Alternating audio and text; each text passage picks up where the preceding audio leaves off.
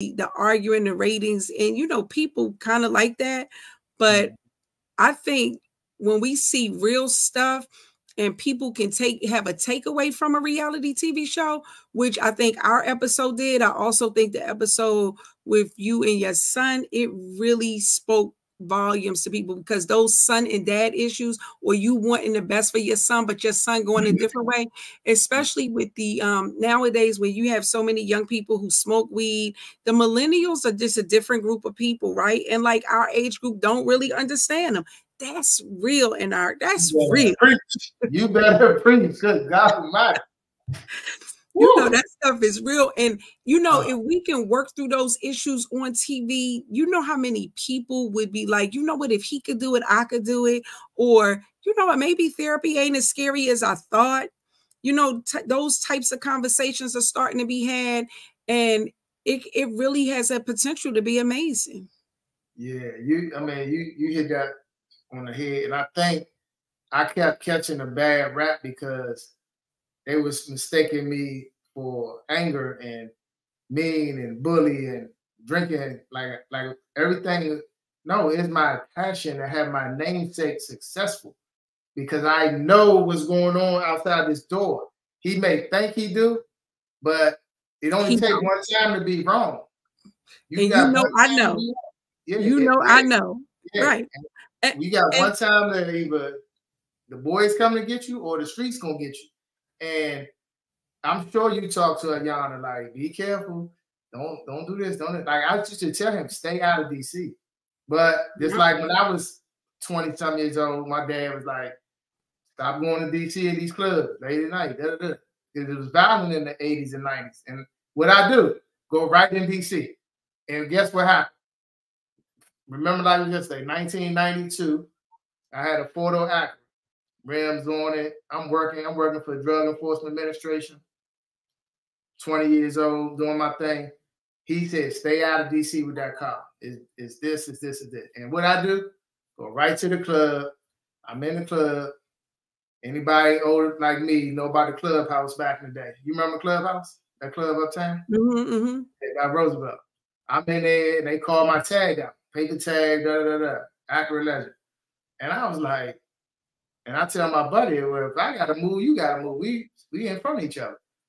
We come outside, his car's gone, and mine is running with the window busted out. You know what it was like to have to call my father at 4 in the morning to say, I'm at 4th District doing a police report. And he said, you are a dumb MFer. I told you, I had to take everybody home, man. We soaking wet. It's freezing outside. And now I got to get my window fixed, my ignition pop. And I think that's what, like, back then, that our generation, you only got to burn me once. And then I learned my lesson. This generation today, like you said, they think they're invincible. And it's like, y'all, no, we've been here before. We've been here way longer than you. That's why we're telling you this. Like, it's not to hurt you. And when I got mad at my son on that scene, that was about like real life stuff. Like I'm saying, like we had a real conversation, because that was really ongoing in our household. Yeah. And like you said, I did get a million messages from parents. Yeah. And you know what else too? And I think I asked you this, and I think they showed this. Are you the police at home, or are you dad? Right? Because even me, I have to look at myself like my kids don't need a therapist right now. They need a mommy.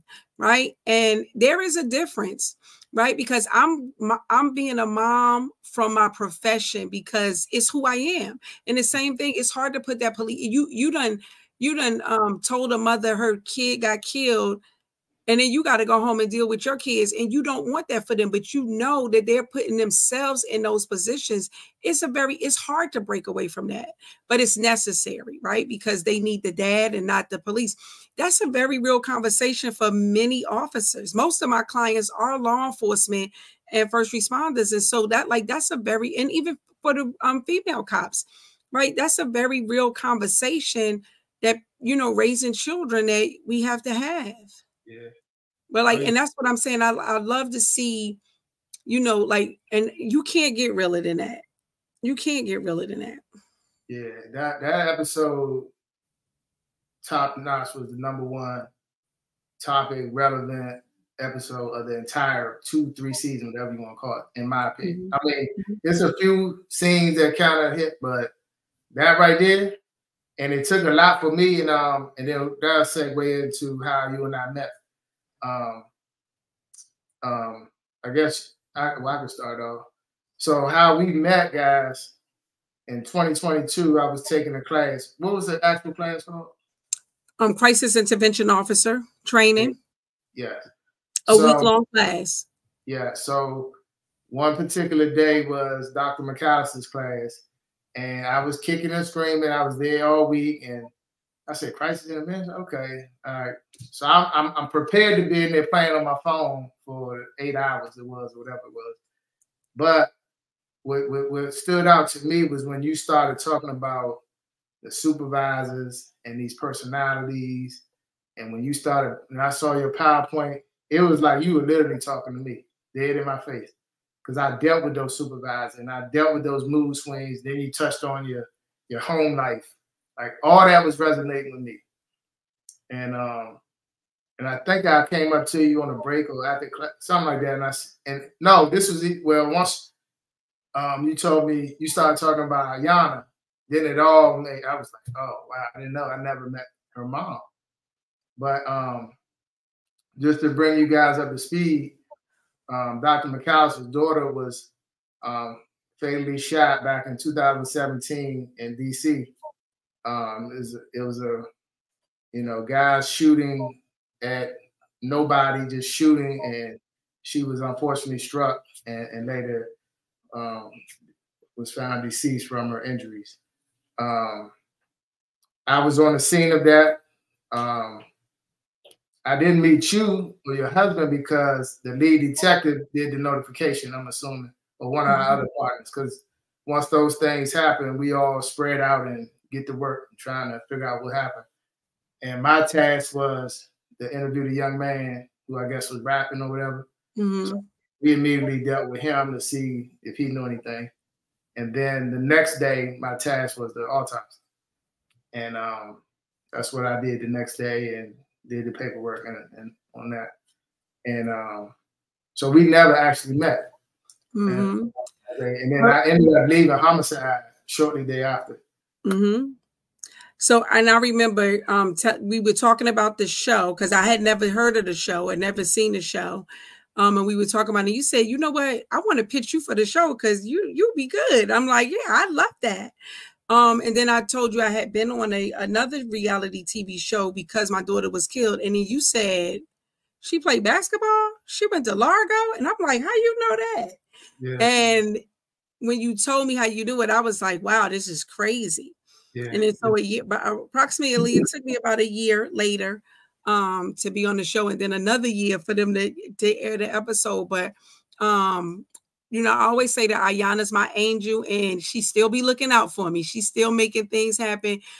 So it was not, you know, a coincidence that we would meet and actually happen to talk about her, because most of the time I never talk about her, like when I'm training and doing my classes. So that's great. Yeah. And I mean, literally, when you said, and you knew who I was, I recall, right? No, I didn't know. I thought you knew I was on the show. No, Melvin told me. My partner, the other officer, told me, and then I said, oh, let me check the show out because I got a lot going on. I don't really watch a lot of TV, but I checked the show out and really liked it. Like I thought, and this is what I'm saying about like how this can work. I thought the 3 couples in the first season, y'all